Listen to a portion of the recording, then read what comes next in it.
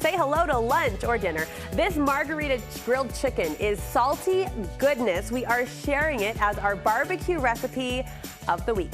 Perfect for summer parties, backyard barbecues, and also cookouts. You can turn that tasty grilled chicken into tacos, and suddenly you have a barbecue party. Studio 5 food producer Alex Daynes is here sharing her recipe for Margarita Chicken Tacos. This just looks like summer. It looks like it tastes like summer. Absolutely. Right? Your mouth kind of does like the summer pucker. Yeah, you get that refreshingness, and with this Barbecue of the Week series, I was like, you know what? We need a pop of fun, and I was ready for it. I was ready. So Margarita chicken by definition. So this is just all about the marinade. So basically, we're just leveling up the lime because we want it to be strong. We want, you make lime chicken, you make lime enchiladas, but when we make it margarita, we're just pulling in even more lime flavor and even more salty goodness. Alex is just speaking our love language. We're leveling up the lime. Yes, please. Absolutely. More of that. Okay, Absolutely. Let's marinate. How do we do this? Yeah, so this is where that margarita element comes in. This is an alcohol-free recipe. Okay. We're simply reaching for the frozen margarita mix that you get in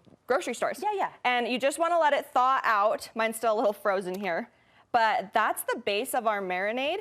And then to it, I'm also going to add just a little bit of lemon lime soda. Because what's a margarita mix without a little Sprite? We gotta have it pop. And actually marinating chicken with soda helps it to tenderize. I have a few recipes with the Coke and the Sprite. Yeah, so that's just kind of what we're reaching for here. That's that flavor element. And then garlic, of course, because it pairs really nicely. And then because we have layers of lime, we're doing some fresh lime. We are leveling up We're the lime. leveling up. And we're not mad about it. Not mad at all. And that is really all that goes into the marinade here. And it's so simple. Now with the soda pop marinades, there is a tip here. You want to make sure that you don't leave it too long. So some marinades you can just leave all day, let it marinate in your fridge or even overnight. But when you're doing a soda pop and one like this that's really acidic, you don't want to leave it for more than maybe 2 hours because in the fridge it's going to start to eat away at the chicken a little bit and it's going to get kind of yucky. Oh, okay. So that makes this even easier. Well, good. Yeah, because you can do it set time. Yeah, we shorten it up, throw it in a gallon-sized Ziploc with some, chicken breasts or chicken thighs.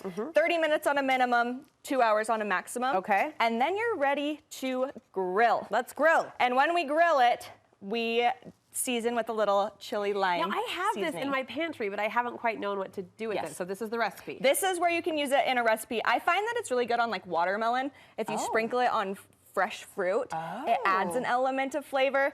But for this recipe, this is our seasoning for our grilled chicken. Yeah, I feel like you see this on every must-buy at Trader Joe's list, so I bought it. We're gonna put it to use. Good. I'm all about putting your seasonings that you have in your cabinet to use. I know, it's the most cluttered part of your pantry, isn't it? It totally is. So we gotta use them. So chili lime seasoning, and then that's where that salt and pepper comes in. Generously season those, and then on a medium-high heat, you're gonna grill them up 6 or 7 minutes per side, and they're ready to go. You taste the lime. Yes, and it's so juicy. When I was cutting into these, I made this yesterday for dinner, and when I was cutting into them, I was like, oh, it's just what you want in chicken. Good. You don't want dried out chicken. So it's delicious as is. Okay. So you could just serve a chicken breast on a plate, ready to go. But I thought, why not show how you can put it in a recipe? Look at this. I mean, stop. Can we just pause and have a moment at that high-piled plate that screams summer? So it's like a salsa on top? Or? Yeah, so it's actually a corn salsa, exactly. Okay. That I piled on top because it pairs really well with the margarita flavors.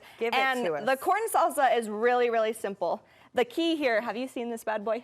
Have I seen this on an infomercial, maybe? I got it on Amazon, but it maybe started on an infomercial. Okay. It's amazing. Yeah. When you're doing your dicing, it's just 30 bucks on Amazon, and you just drop it in there. See, because I always ask, do I need one more thing in my cupboard? Look at it. There it is. is. Diced. It can do your red onion. It can do your jalapeno. I mean, not to sound like an infomercial, but if you don't have this chopper from Amazon. Buy this today. Buy this today. I know, but this makes the chopping a breeze for this dip. So we have bell pepper, we have red onion, we also have jalapeno. And honestly, you can do it all in your chopper. That's slick. That's super slick. It makes it really, really easy. Okay. Gets a little aggression out. I love it. As you're pressing it onto your kitchen table. Corn, onion, green pepper, mango? Mango, yep. Yum. So just for freshness, when we have summer produce, we just want to use it. So not essential if you find chopping your mango a hassle.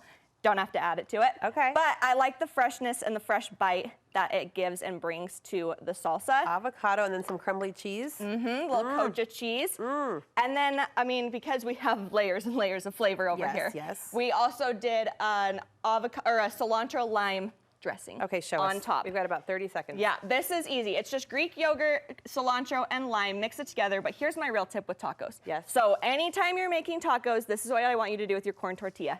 So you heat your pan to a medium-high heat.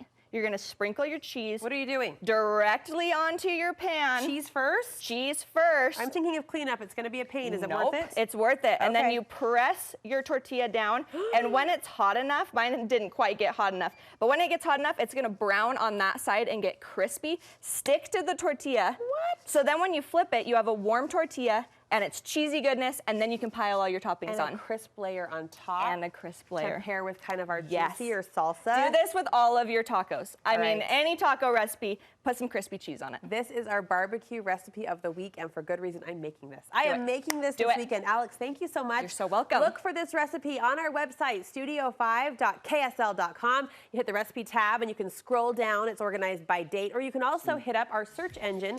In the upper right-hand corner, you can search by chef name, or also type in BBQ recipe of the week, and you will see the fresh crop of recipes that we've been rolling out, and we'll continue to roll out all summer long in our Studio 5 kitchen. We're working the grill, leaning in to the way to cook this season.